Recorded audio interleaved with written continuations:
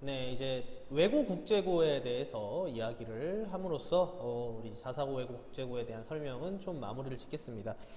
그러니까 지트가 수학학원이다 보니까 이제 외국어 고등학교나 국제고등학교에 대한 입시는 진행을 하지 않는 걸로 생각하시는 어머님들이 많은데 저희가 외고 국제고 입시의 합격률이 굉장히 높은 편입니다.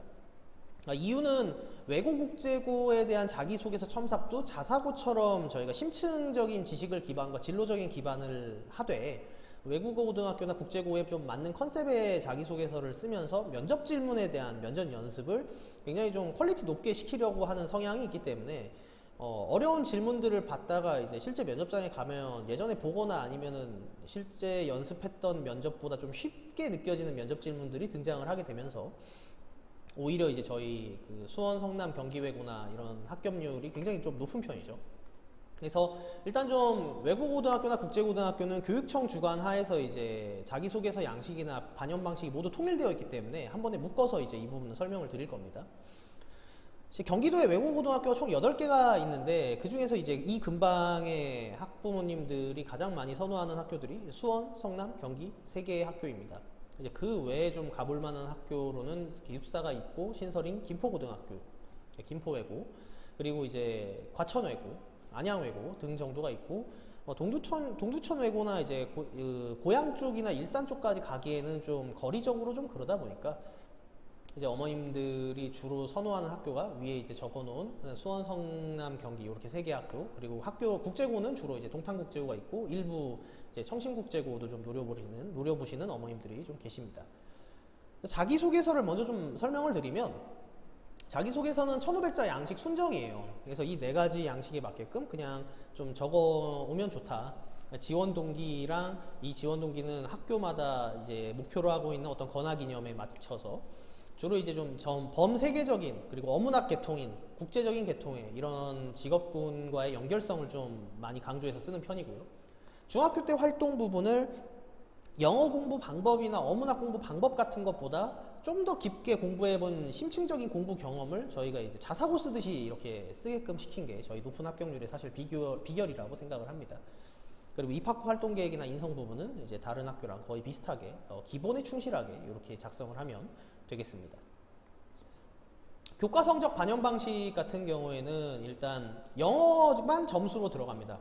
그러니까 영어가 모두 2학년 1학기 때부터 3학년 2학기 때까지 올 A였으면 동점자 선발 방식까지 가지 않으면은 이제 서류가 무조건 합격을 하게 됩니다. 근데 경쟁률이 이제 학교마다 조금씩 다른데 수원, 성남 같은 경우에는 1.5배수를 선발을 합니다. 40명을 뽑는다 그러면 60명까지만 서류에서 뽑는 거죠.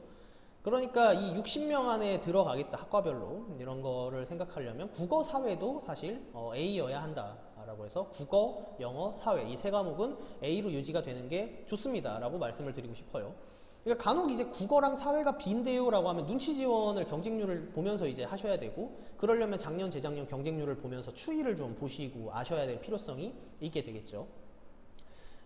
선발의 배수 선발 안에 경쟁률이 2배수 선발인데 2대1이 안 된다 라고 하면, 경쟁률이 이제 40명을 뽑는데 80명을 뽑는다, 지원자가 60명이다 그러면 영어가 B가 있어도 서류에서 합격을 하게 됩니다. 그래서 사회랑 국사가 있으면 사회를 먼저 보게 되고요, 사회가 없으면 국사를 보게 되고, 국사가 없으면 도덕을 보게 되는 사회 우선 원칙을 따라서 동점자를 또 선발하게 됩니다.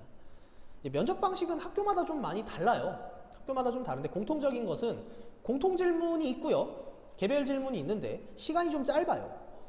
한 사람당 발표 시간, 스피치 시간이 5분 정도까지밖에 주지 않습니다.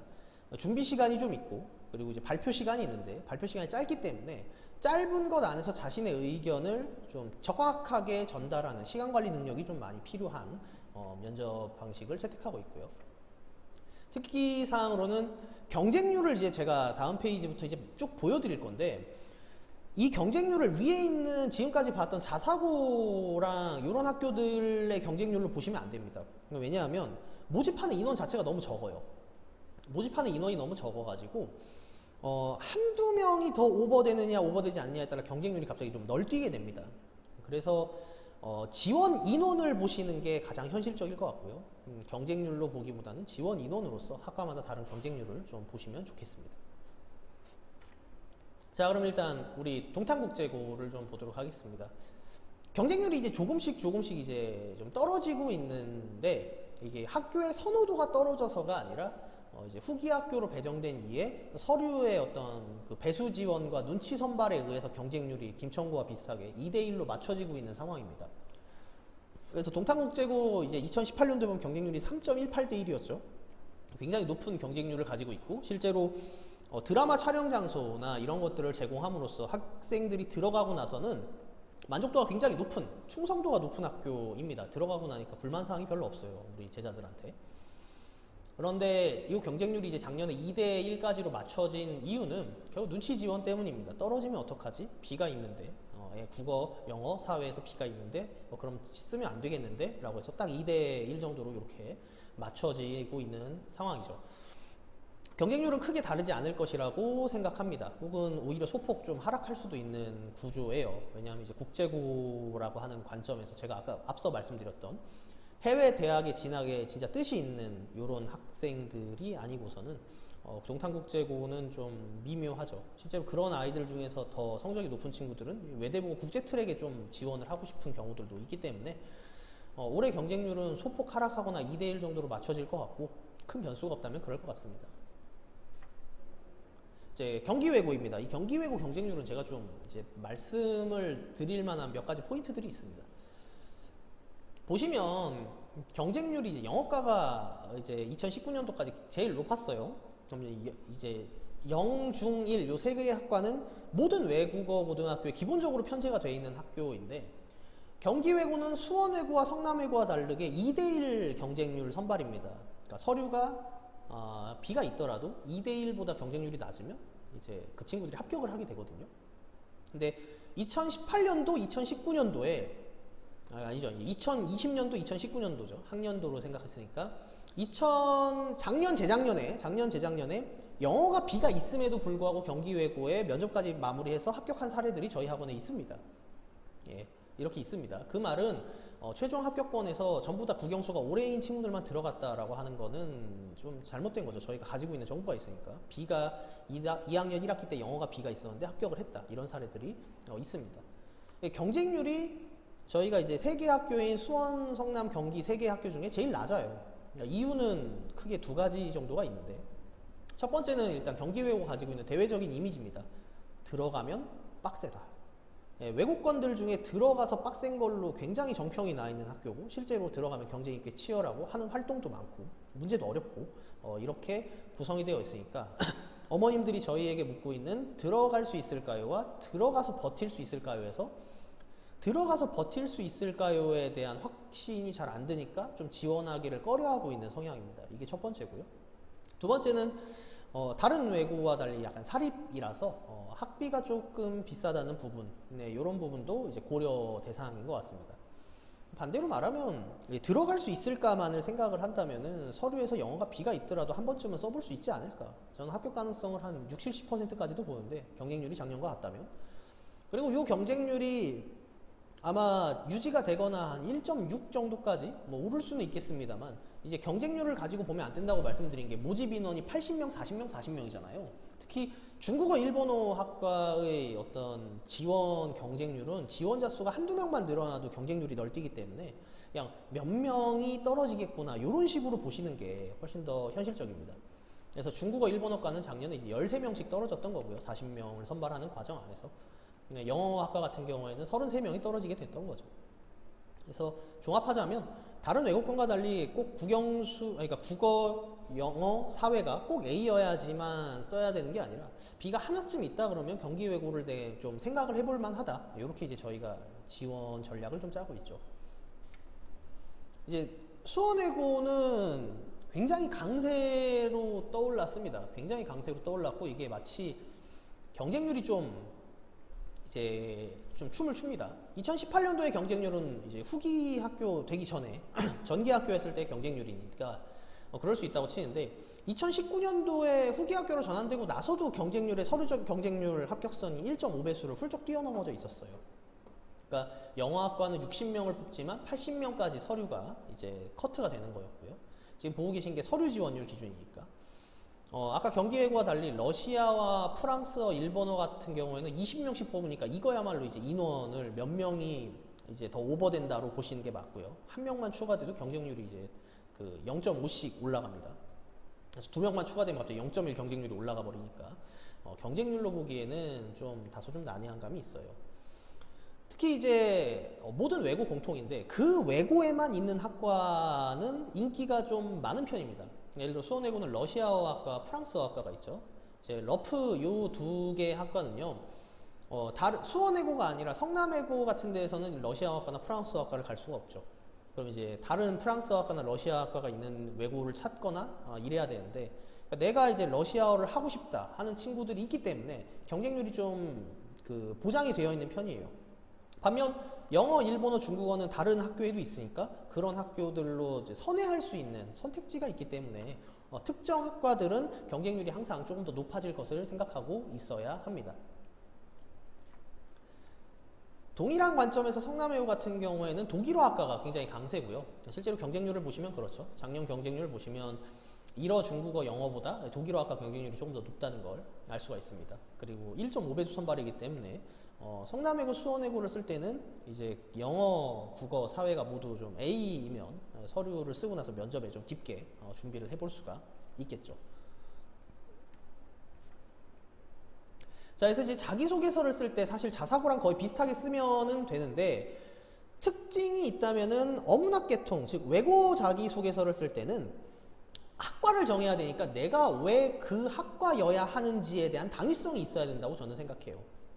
그러니까 내가 경쟁률을 보고 영어학과, 중국어학과를 선택한 게 아니라 내가 처음부터 중국어학과를 가서 중국어를 배우고 싶으니까 이 학과에 지원했다. 이런 당위성이 있어야 된다고 생각을 합니다.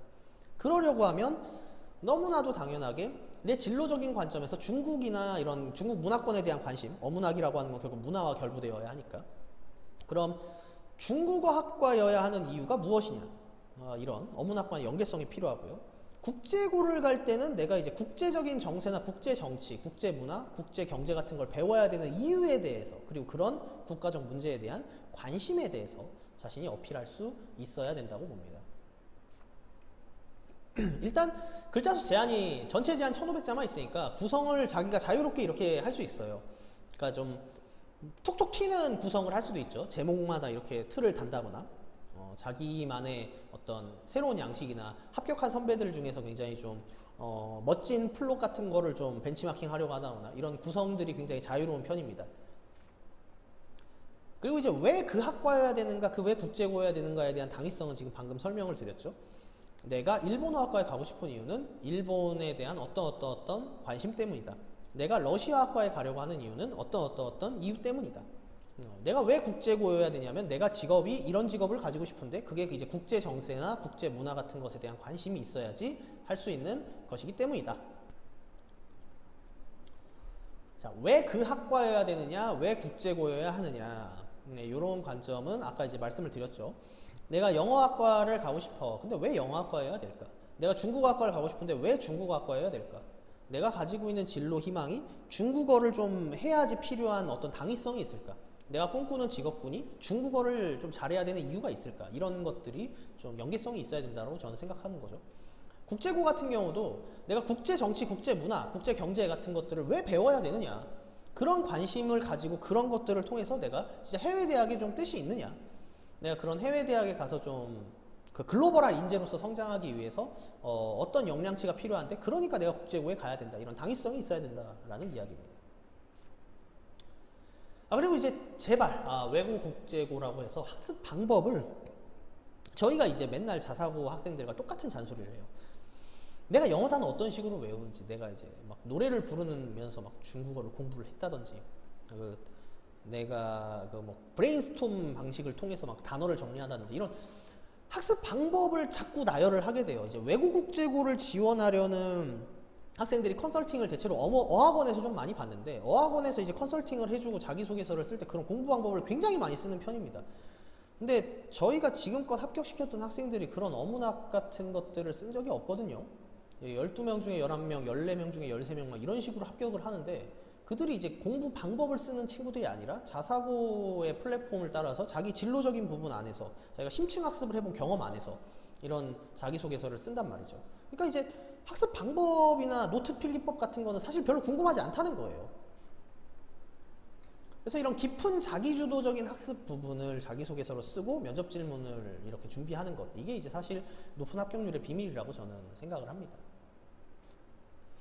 그럼 실제로 면접 질문을 만들 때는 어떻게 해야 할까요, 우리가?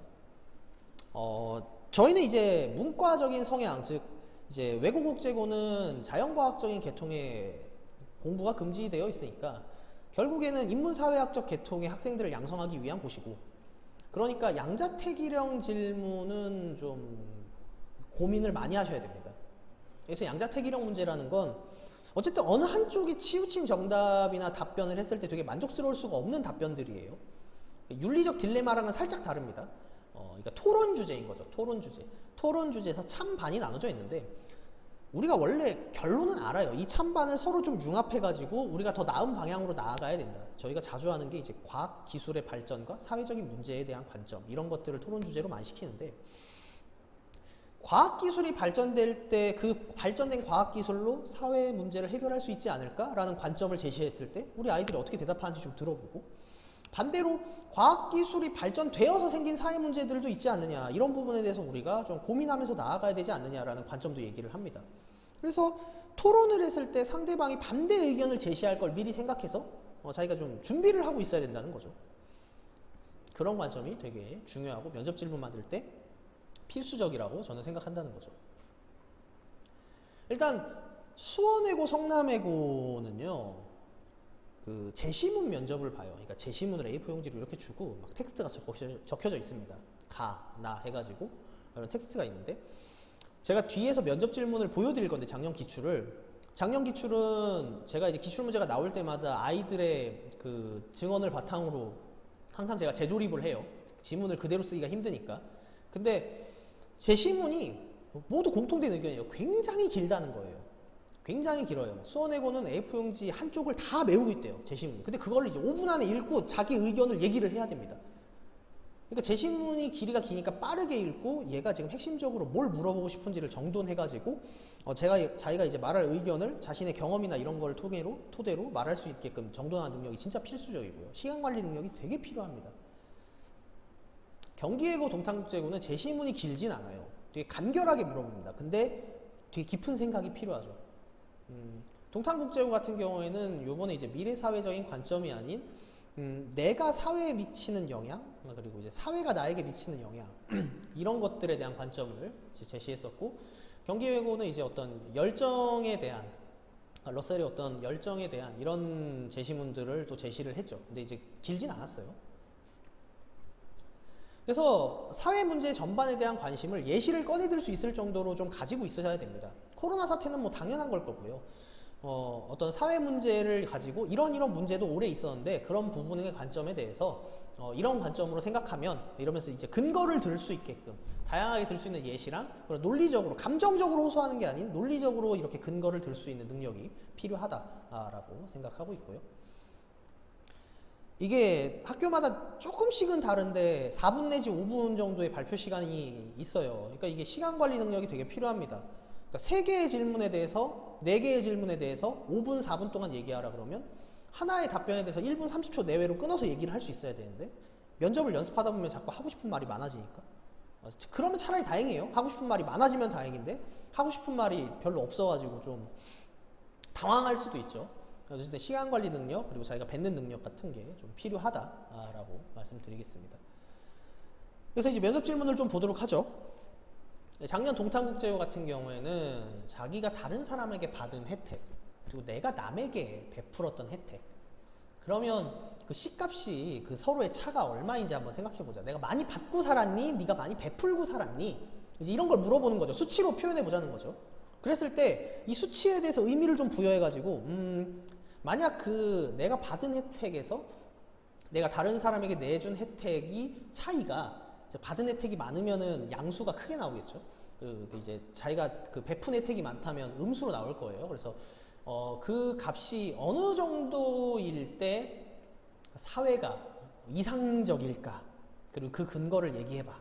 어떻게 하면 될까 얘기해봐. 여기 보면은 간결한데 굉장히 생각할 게 많아지는 문제입니다. 그죠?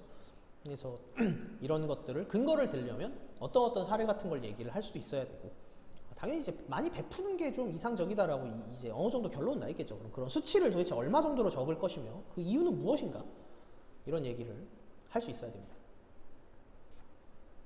경기예고 보시면 좀 그 지문이 길죠. 이제 러셀의 나는 무엇을 위해 살아왔나라는 유명한 책이 있습니다. 이 앞부분의 도입 부분에 자신의 열정, 그러니까 내가 자신을 살아가면서 삶에 있어서 내가 어떤 열정에 대한, 지식에 대한 열정, 내가 추구하고자 하는 열정이 몇 가지 분류로 나눠져 있어요. 그럼 이제 그런 세 가지 욕구와 열정에 대해서 사회 문제점과 연결해서 가장 중요한 열정, 욕구가 뭐냐? 그러면 그런 것들 사이에서 다른 점들도 얘기해봐라. 이런 공통적인 문제가 나왔고요. 수원외고는 제가 이제 아이들의 그 증언을 바탕으로 재조립을 했는데 문장이 이거보다 훨씬 길었어요. 보시면 그냥 A안, B안이라고 나와 있는데 제가 지금 요약해 놓은 거죠. 신문 동아리에서 부원을 뽑는 방법에 대해서 이제 A안과 B안에 대한 주장이 있고, 그래서 공정과 공평에 대한 제시문이 하나 있으며, 또한 표준이라는 단어에 대한 정의에 대해서 얘기를 하고 있어요. 그래서 표준, 공정, 공평 중에 어떤 관점에서 우리가 학생들을 뽑아야 되느냐. 근데 이게 몰입이 될 수밖에 없는 게 지금 학생이 면접 자리에 있단 말이죠. 그럼 이제 내가 말하는 의견이 자신이 뽑혀야 되는 이유와도 연결이 될 수밖에 없는 구조입니다. 근데 이걸 읽고 생각할 수 있는 시간이 5분밖에 없어요. 말할 수 있는 시간도 5분밖에 없고, 수원외고는 볼 수 있는 문제가 3문제면 한 문제는 히든 문제라 그래서 그냥 즉석해서 물어보는 인성 문제입니다. 미리 적어놓고 면접관이 기다리고 있죠. 이걸 물어봐야지. 그런데 이것까지 대답을 하기 위해서 시간 관리를 하셔야 됩니다. 그래서 면접을 가면 면접관님들이 되게 강조하세요. 시간 관리. 대답 못하지 않게 시간 관리 해야 된다고 많이 강조합니다. 마지막으로 이제 성남외고 공통은 제시문이 좀 길어서 2개로 나누는데요. 경제학자 2사람이 이제 제시하고 있는 각각의 어떤 근거 자료에 대해서 얘기를 좀 하고, 그 근거 자료에 대해서 이제 국가에서 배기량에 대한 세금을 물리는 정책적인 방안에 대해서 이렇게 제시를 하고 있습니다. 그러면 배기량에 따라 세금을 매기는 방법이 바뀌었을 때 뭐가 더 좋을까? 그럼 A학자, B학자의 관점에서 생각하면 어떤 때 찬성할 수 있을까? 그러면 다른 예시로서 이런 예시를 찾아볼 수 있는 건 뭐가 있을까? 뭐 부자 증세라던가 이런 관점의 예시들이 주변에서 찾아볼 수 있는 비슷한 예시를 찾아봐야겠죠. 이렇듯 좀 어렵게 면접 질문이 줄여져 있습니다. 이런 것들을 연습을 많이 해야 된다는 거죠. 이 공통질문에 대한 연습이 사실 외고국제고의 합격으로 가는 굉장히 중요한 요소가 될 겁니다. 종합하자면 외고국제고에서 수원, 성남, 경기외고에 이제 지원을 하고자 하는 학생들은 자기가 이제 국어, 영어, 사회에서 올 A인지 서류에서 문제가 있는지 이런 걸 확인해 본 다음에 면접에 대한 깊은 연습들이 필요하고 집에서 시간 투자를 꽤 많이 해보셔야 돼요. 자기가 어떻게 의견을 정리해서 너무 좀 편협한 대답을 혹시 하고 있지 않은지, 다른 쪽 관점을 충분히 생각해서 얘기를 하고 있는지, 이런 것들이 굉장히 중요하다라고 말씀드릴 수 있겠습니다.